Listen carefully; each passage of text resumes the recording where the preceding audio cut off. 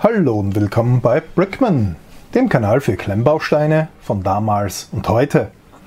Diesmal geht es wieder weiter mit den Brickman Lastwagenwochen. Hier drinnen versteckt sich nämlich ein kleiner Lastwagen. Ich kann leider noch nicht viel mehr dazu sagen, ich weiß nur, dass es ein Lastwagen ist.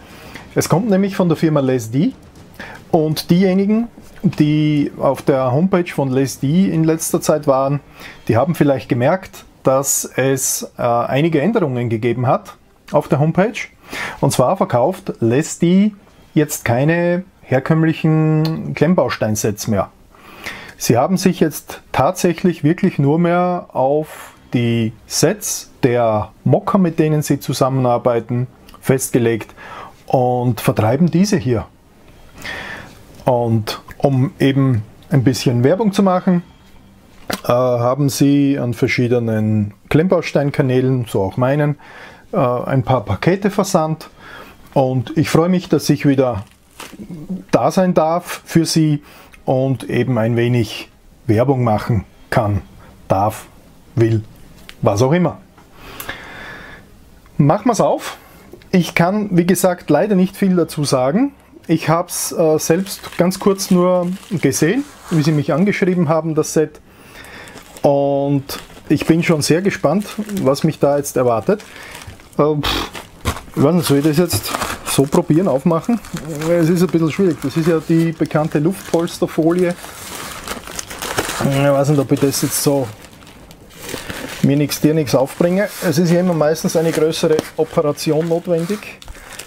Es ist eh super, dass sie es so schön einpacken. Denn man stelle sich vor, es gibt viel Regen und der ganze Karton hier wäre dann komplett einversaut mit Regen, oder mit Wasser oder feucht, was auch immer. So, ein bisschen was hat sich hier schon getan. So. Haha, Schurke. So. Das ist einmal das erste, was sich zeigt, nach dem großen Sack der Luftpolsterfolie drüber. Man sieht schon ein wenig durchleuchten, das Logo Lesdi. Und machen wir es weiter auf. Bin schon wieder sehr gespannt. So, hier ist was geklebt. Moment. Ich hoffe, dass das Video jetzt nicht schon von Anfang an zu langweilig wird. Ich habe es nämlich wirklich bisher noch nie so bekommen. Das ist das erste Mock-Set von Lesdi. Et voilà, der Karton von außen, von hinten, oben und unten. Seitlich gibt es auch noch was. Steht da was drauf? Nee. 5.8.2022. 10:23 Uhr ist es anscheinend verpackt worden. Tja, gut. Schauen wir mal, ob das ist nochmal verklebt. Zack. So. So präsentiert sich das Ganze. Ich bin schon auf die Bauteilqualität sehr gespannt. Tatsächlich sehr gespannt, was wir hier bekommen.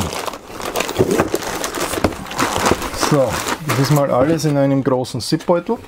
Hier gibt es einen USB-Stick dazu. Da ist wahrscheinlich die Bauanleitung drauf. Hier sind die Räder dazu. Die sind in der Größe der Lastwagen von Blue Bricks, die ich schon mal zusammengebaut habe. Was haben die für eine Größe? 49,5 x 20 steht da drauf. 49,5 x 20. Und da haben wir drinnen 2, 4, 6, 8 Stück. 8 Stück dieser Reifen. So, diese hier waren extra.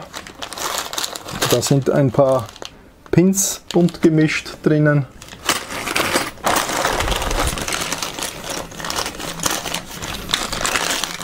Da ist etwas draufgeschrieben, 33, 83, 302.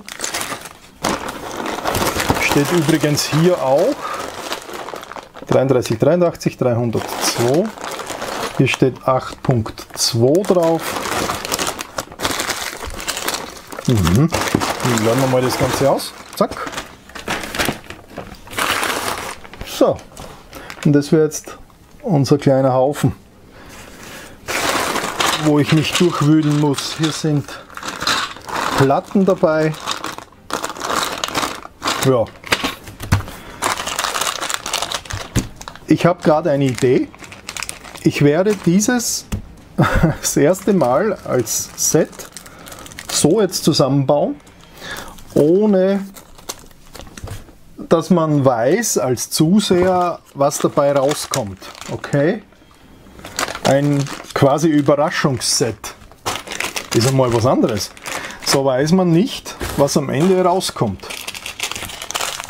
Genauso werde ich es machen. Ist mir gerade gekommen, die Idee. Sorry für diejenigen, die gern vorher wissen, was dabei rauskommt. Aber in diesem Fall möchte ich es mal so probieren. Bitte habt Gnade mit mir. Ich möchte das jetzt mal probieren. Also gut, wie schon gesagt, das ist ein Set der Firma Lesty. Vielen Dank an dieser Stelle nochmal dafür. So viel kann ich sagen, es wird ein Lastwagen, es ist ein Mock und lasst euch überraschen, was dabei rauskommt. Ich lasse mich auch überraschen. Viel Spaß! Ich habe jetzt alles ein wenig vorsortiert, wie man hier sieht, und auch die Liftarme habe ich mir etwas genauer angesehen und ich denke mal, von Kada sind sie nicht. Für das ist die haptische Anmutung nicht soft genug. Ich habe ja schon mal betont, die Kada Liftarme sind ähnlich die vom Lego. Die greifen sich auch so schön weich, so jetzt mal unter Anführungszeichen, an. Und die greifen sich eher an wie die von Mold King. Es ist eher ein weniger schönes haptisches Erlebnis, möchte ich jetzt nicht sagen, aber es greift sich mehr nach Kunststoff an. Und wie gesagt, die von Kada und von Lego, die haben, wie wenn ein Softlack drauf wäre. Es ist alles ein bisschen weicher. Generell sind die Bauteile in solchen Zipbeuteln untergebracht. Wie man sieht, manchmal sortenrein. Manchmal sind sie auch gemischt, hier die schwarzen Zweierpins, auch in Zipbeuteln. Und hier sind zum Beispiel die ganzen gebrauchten und notwendigen Zahnräder drinnen. Ja, und ich habe jetzt mal versucht mit den Pins, wie die funktionieren.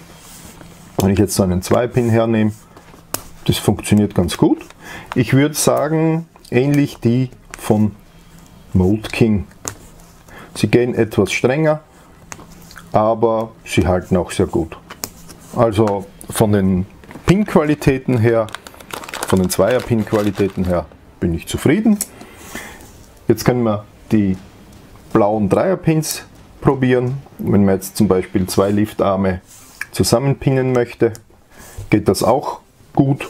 Man kann sie auch wieder rausziehen, ohne dass man ein Werkzeug dazu braucht. Also das funktioniert auch. Es ist nicht so geschmeidig wie bei Lego, aber das ist eh keiner. Aber es funktioniert. Es ist toll. Also von dem her kann ich nur Gutes berichten. Das passt. Schauen wir mal, wie sich die Zahnräder mit einer dazugehörigen Kreuzachse verhält. Ich habe da jetzt ein paar Zahnräder, unterschiedliche. Diese hier sieht man, fällt von alleine runter, aber wenn man sie anders drauf gibt, 90 Grad verschoben, dann hält sie wiederum komischerweise. So, passiert nichts. Da muss ich sie wirklich stark runter stoßen. Man sieht, da funktioniert es. Jetzt wieder auch. Und da wiederum fällt sie von alleine runter. Ist ein wenig komisch, aber ist halt so. Probieren wir es bei den kleinen. Da ist es gleich. Dann gebe ich sie, jetzt habe ich es nochmal gleich erwischt. Und wenn ich sie jetzt um 90 Grad verkehrt drauf gebe, hält sie wieder. Ja, und bei der ist das gleiche. Braucht man nur antippen, fällt sie von allein runter. Und wenn ich sie dann, jetzt habe ich es wieder gleich erwischt, wenn ich sie dann um 90 Grad versetzt drauf gebe, hält sie wieder super. Witzig. Ist halt so. Aber wenn man es weiß, gibt man es einfach um 90 Grad verdreht nochmal drauf neu und dann hält die ganze Geschichte. Gut, somit, achso ja, ich wollte ja noch eines sagen, Bauplan habe ich mir auch runtergeladen oder zumindest auf das iPad geladen vom USB-Stick hier und da kann man schon sehen, ich weiß nicht, ob man es lesen kann, vielleicht zoomen probieren, aber die, ups, schmier nicht ab, genau. Model and Instructions by Old Olney. Purchase from Lesty. Also das Modell ist vom Old Olney und vertrieben wird es halt von Lesty. Und was willst du von mir? Und so sieht dann quasi der Bauplan aus. Relativ einfach und verständlich. Da gibt es, glaube ich, keine Probleme. Alles, was neu ist, wird rot umrahmt dargestellt und auch in Farbe. Es wird nichts ausgegraut, es wird nicht erblasst. Es ist ähnlich wie die Baupläne von Moleskine. Also ich glaube, das sollte keinen vor irgendwelchen großen Rätseln stellen. Gut, somit habe ich jetzt alles, glaube ich, gesagt und ich möchte gleich loslegen. Ich freue mich schon riesig drauf.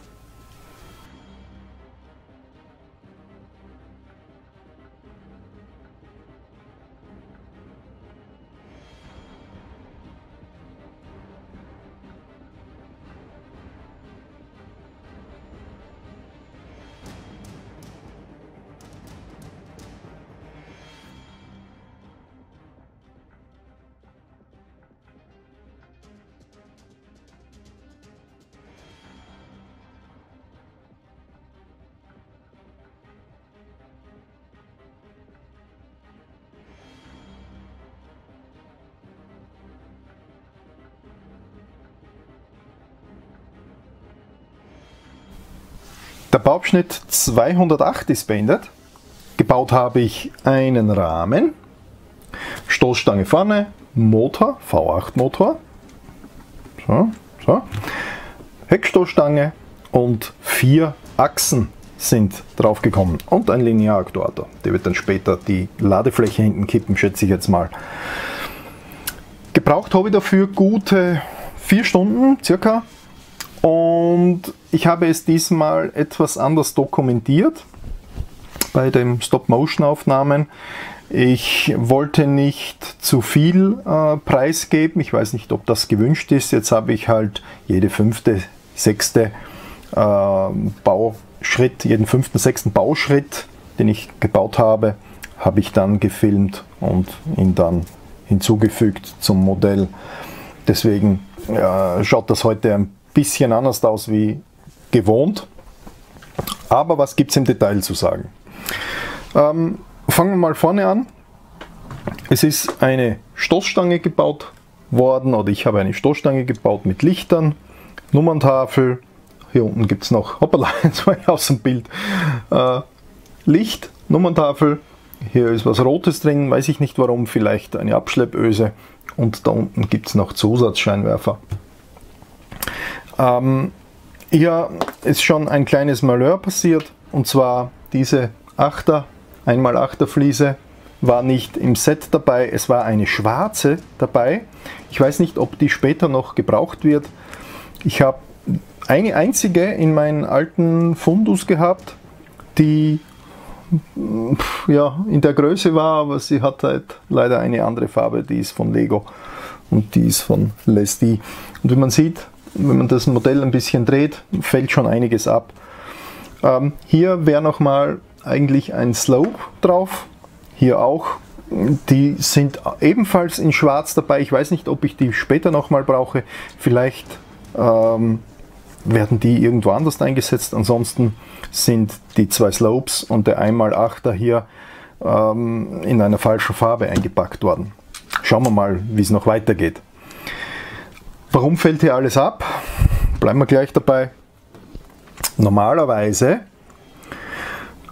wird alles an solchen, Moment, ich zeige das ein bisschen besser her, an solchen einer Pins oder einer Pins mit einem Drittel Pin dazu sind hier eingepackt. Brauchen würde man aber diese hier. Ich zeige es nochmal kurz. Brauchen würde man diese hier, die einer Pin mit ein Viertel dran, und eingepackt sind aber diese. Die sind etwas höher hier und dieser Ring hier, der ist auch breiter, der ist doppelt so breit wie dieser Ring hier. Sieht man eigentlich ganz gut. Also die Dinger sind zu groß. Davon gibt es eine Menge. Ich weiß nicht wie viel, aber ich schätze mal sicher 50, 60 sind verpackt hier. Aber leider alles die falschen. Und jetzt ist es so, dass hier zum Beispiel sind die verbaut und hier unten. Und da gehören jetzt diese Kanalgitter, nenne ich sie mal, die gehören hier eigentlich drauf geklipst. Das soll dann einen Aufstieg simulieren. Hier und hier. Und man sieht schon, hier ist ein riesen Abstand. Und wenn man jetzt die Pins nehmen würde, die ich vorher gezeigt habe, diese hier, die halt nur ein Viertel Pin hoch sind, statt ein Drittel, dann würden die schön aufliegen und es wäre auch so, dass die Klemmkraft dieser ein Viertel Pin höher ist und die hält dann das Ganze. Und wenn ich das jetzt zum Beispiel auf den Kopf stelle, dann fällt das runter. Ja, das hält absolut gar nicht. Hier vorne bei den Scheinwerfern sieht man das gleiche Problem. Die fallen einfach raus, weil die Pin hier keine Haltekraft haben. Besser wäre es eben, der ist schon beim Rausfallen auch, besser wäre es eben die anderen Pins und dann hätte man dieses Problem nicht. Gut, diese Dinge hier, die würden laut Plan so herkommen, aber die halten ja nicht oben, da gibt es keinen Gegenhalt und jetzt fallen die halt immer runter. Aber ja, und das hier sind die Rücklichter der Stoßstange, jeweils für links und rechts. Und hier ebenfalls das Problem mit den falschen ein Drittel Pins, wo ein Viertel reingehören. Und das hält natürlich jetzt überhaupt nicht gut. Zum einen, weil man sieht es, ein bisschen drehen vielleicht ist dann besser. Man sieht, es ist ein Spalt und es hält halt wirklich nur semi gut. Es ist überhaupt eine Tragödie momentan. Jetzt geht es wieder einigermaßen, man muss sie richtig drehen, dann hält es wieder, aber der Spalt bleibt ja trotzdem. Und wenn man dann leicht rankommt, fallen sie halt immer wieder runter. Es ist, ja, das trübt ein wenig das Bauglück, die Baufreude. Dafür macht etwas anderes Freude, und zwar die Lenkung hier. Es ist so, dass die vorderen Achsen, es ist wieder was runtergefallen, es ist so, dass die vorderen Achsen gelenkt werden, hier an dieser Zahnstange, da gibt es an diesem Zahnrad, da sind eine Reihe Zahnräder hier, die gehen dann runter, sieht man es ja, sind schwarz, gehen dann runter hier auf das Blaue ist dann mit einem schwarzen kleinen hier drunter verbunden, das auf die Zahnstange darunter rauf geht. Das hier ist die Zahnstange. Und wenn man jetzt hier oben lenkt, das mache ich mal, dann sieht man schon, dann bewegen sich die beiden. Was man auch schön sehen kann, die vorderen Räder haben einen größeren Einschlag als die hinteren.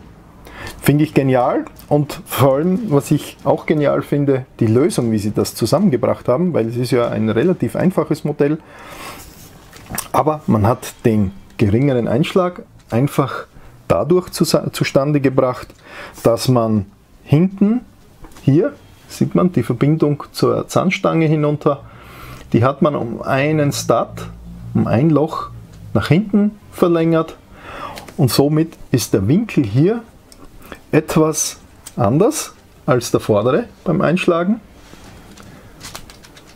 und dadurch habe ich hinten einen geringeren Einschlagwinkel. Ist echt genial gemacht. Bin total begeistert. So eine einfache Idee. Einfach zurücksetzen und dadurch ist der Winkel eben ein anderer. Und das reicht schon, damit ich die hinteren Räder anders einschlagen lasse als die vorderen. Perfekt, super. Da haben sie noch, ist wieder was runtergefallen, da haben sie noch ein Differential eingebaut. Dieses wird dann mit einer Achse hier mit dem Motor dann verbunden, hier vorne. Und wenn ich jetzt hier drehe, das ist einfach eine Stufe drinnen, dass man auf die Kurbelwelle kommt von der hinteren Achse, und dann hüpfen die Kolben dann schön mit. Auch genial, gut gemacht, gefällt mir.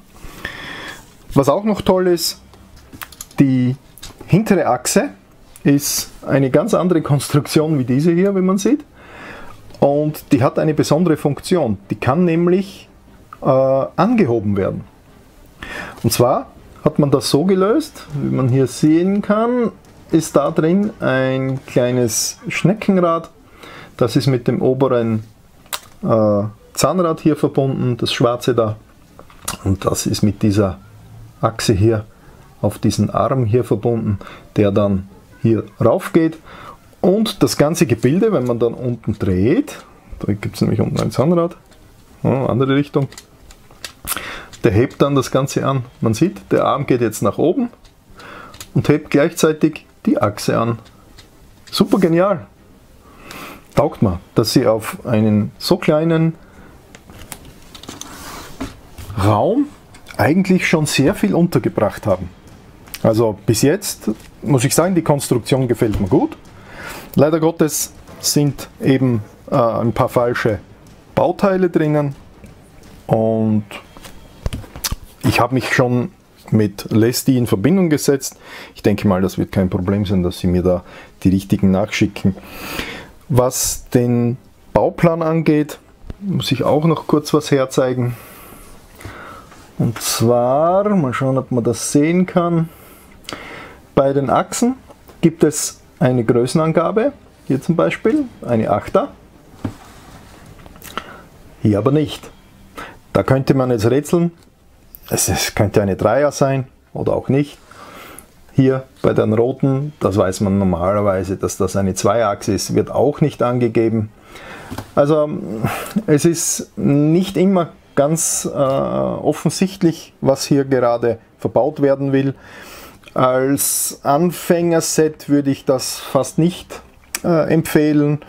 Es ist besser, wenn man schon ein wenig Erfahrung hat, und dann kann man dieses Modell getrost aufbauen.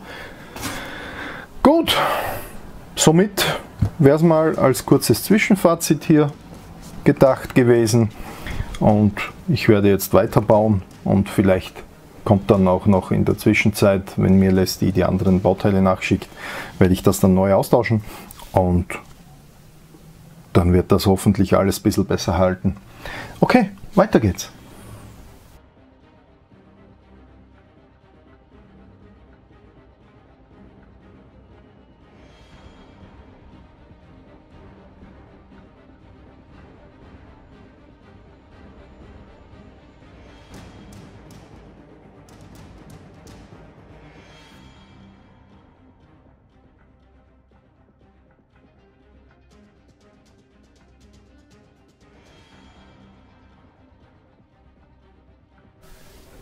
Der Bauabschnitt 1 ist beendet, sofern es einen Bauabschnitt gibt. Es ist so, ich habe gerade am Bauplan gesehen, dass es jetzt mit der Kabine weitergeht und am Schluss wäre dann noch so, dass ein Kran, ein faltbarer Kran noch dabei ist. Also schätze ich mal, es gibt 3 Bauabschnitte. Der erste ist eben das Grundmodell, der Rahmen, inklusive Motor und so weiter. Der zweite ist die Kabine dann, was hier drauf kommt, und der dritte dann der faltbare Kran. Okay, seit meinem letzten Intermezzo ist ein bisschen was passiert, und zwar, es sind Kotflügel vorne raufgekommen, Kotflügel hinten. Hier, das dürften die Behälter sein für die Druckluft, schätze ich mal, ein kleines Auspuffrohr. Was das ist, weiß ich nicht, könnte vielleicht Werkzeugkiste sein. Hier, glaube ich, liege ich nicht falsch, wenn ich behaupte, das ist der Tank. Hier sieht man ja auch den Tankdeckel und eben den Behälter für den Sprit. Technisch ist auch was passiert, und zwar dieser Rahmen hier, stellt den Rahmen für die kippbare Mulde oder den kippbaren Teil hinten der Ladefläche dar. Und wenn ich hier andrehe, sieht man schon, hoppala, bricht was ab. Muss ich heute ein bisschen gefühlvoller drehen, dann kann ich das Ganze hochkippen oder runterkippen. Dauert halt ein wenig, weil ich nicht so schnell drehen kann, wie normal ein Motor dreht. Das Ganze ist ja nicht motorisiert, soll aber dem Spaß keinen Abbruch tun. So, ganz hochgekippt habe ich es nicht, dauert nämlich ein bisschen länger. Das wäre es, wie gesagt, zu Bauabschnitt 1. Ich gehe jetzt weiter zu Bauabschnitt 2 und baue die Kabine. Los geht's!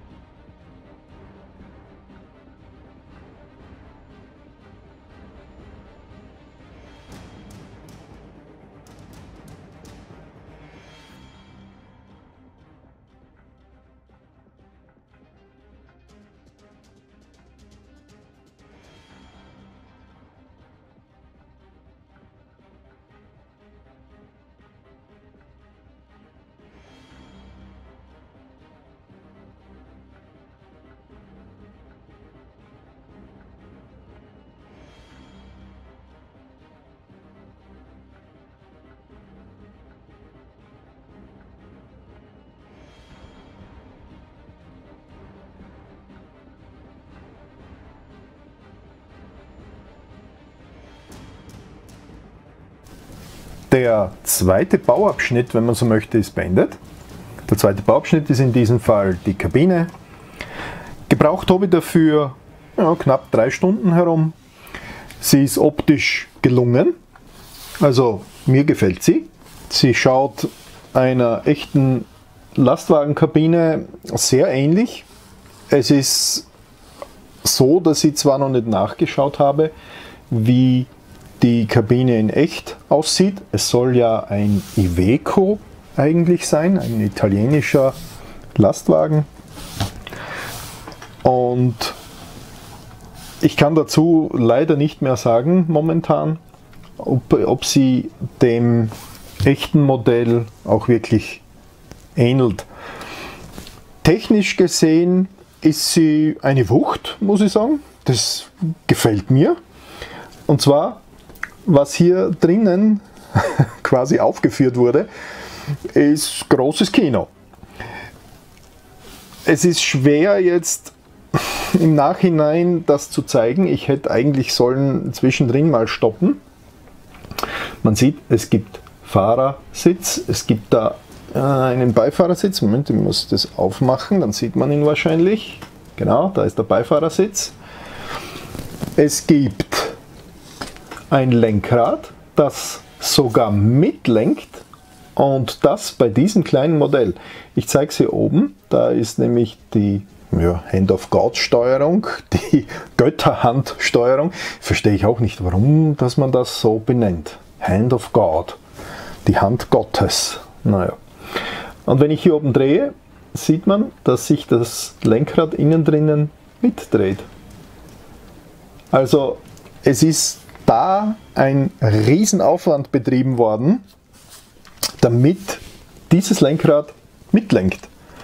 Und man sieht es hier unten im Ansatz leider nur, wie viel Zahnräder hier reingekommen sind, damit dieses Lenkrad hier mitlenken kann. Da drinnen im Hintergrund sieht man auch noch eines. Es ist tatsächlich wirklich sehr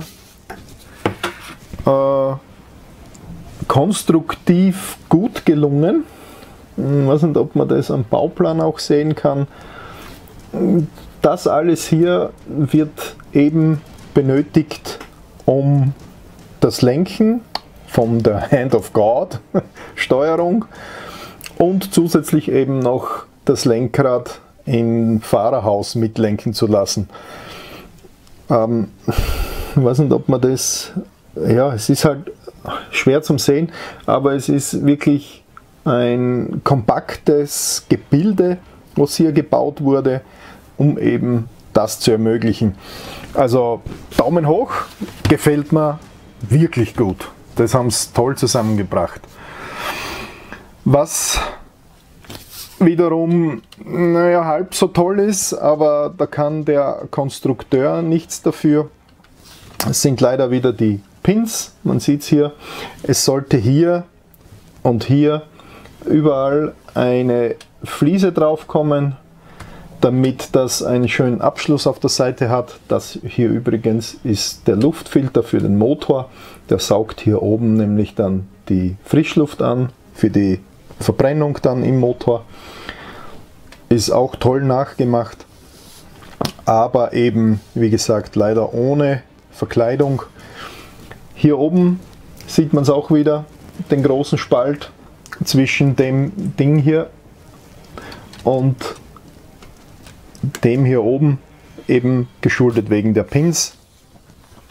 Das da vorne soll ja eine Art Sonnenschutz sein, man sieht es auf der Seite hier, das steht ein wenig über die Scheibe drüber, dass wenn hier die Sonneneinstrahlung herkommt, dass es den Fahrer ein wenig schützt vor der direkten Sonneneinstrahlung. Und darüber fängt ja dann in einer Schräge schon das Dach an, das hier meine ich. Und wie gesagt, mit normalen Pins wäre das hier kein Problem gewesen, so steht es ein wenig ab. Aber ich habe schon erwähnt, dass ich mich mit Leslie in Verbindung gesetzt habe. Die haben dann gemeint, sie werden es im Prozess der Gestaltung des Bauplans umändern und sie werden sich um die Pins kümmern. Und ich werde wahrscheinlich demnächst dann, zumindest hoffe ich das, Ersatz bekommen und dann schaut die Welt schon wieder ganz anders aus hier. Hier auf der Seite das gleiche wieder. Sieht man es ein wenig? Ja. Hier steht es auch ein wenig ab. Es hält auch nicht gut, man braucht wirklich nur leicht ankommen und schon hat man wieder das Malheur in der Hand. Was das darstellen soll, kann ich nicht sagen. Hier auf der Seite das gleiche. Vielleicht ist das die Frischluftzufuhr für die Kabine. Ich weiß es nicht genau. Hier oben haben wir noch die Hörner, die Signalhörner. Wenn der LKW-Fahrer quasi auf die Hupe drückt, dann wird hier mit Druckluft das Horn quasi aufgeblasen und das ergibt dann eben den typischen Klang, den LKW so produzieren beim Hupen. Ja, so viel eigentlich zur Kabine. Man sieht auch beide Seiten, oder beide Türen gehen zu öffnen. Ist auch ein tolles Detail. Zwei große Scheibenwischer haben sie auch vorne noch drauf. Hier seitlich die, was sind es, Windabweiser, weil vor Schaden können die LKW-Kabine in echt ja nicht bewahren, weil sie ja nur Kunststoff sind. Ich schätze mal, es dürfte eine Art Windabweiser sein, mit Blinkergläsern sogar drinnen. Ja, Kühlergrill gibt es noch. Das wird mit den typischen Kanalgittern gemacht. Hier ist in der Mitte ein Pin, der dann dieses Zeichen hier eben aufnimmt. Wird wahrscheinlich dann das Logo hier drauf kommen. Schauen wir mal. Ja, so viel dazu. Und die Kabine ist auch noch kippbar. Das wäre ein Mechanismus von zwei. Der ist am LKW selber, ist auch noch so ein Mechanismus und der muss dann hier zusammengefügt werden. Gut, das wäre es zur Kabine. Im Großen und Ganzen bin ich sehr zufrieden mit der Kabine. Es gefällt mir. Spiegel sind auch noch dabei. Die habe ich noch nicht erwähnt. Schauen auch optisch gut aus. Ja, Kotflügel sind auch schon integriert. Hier.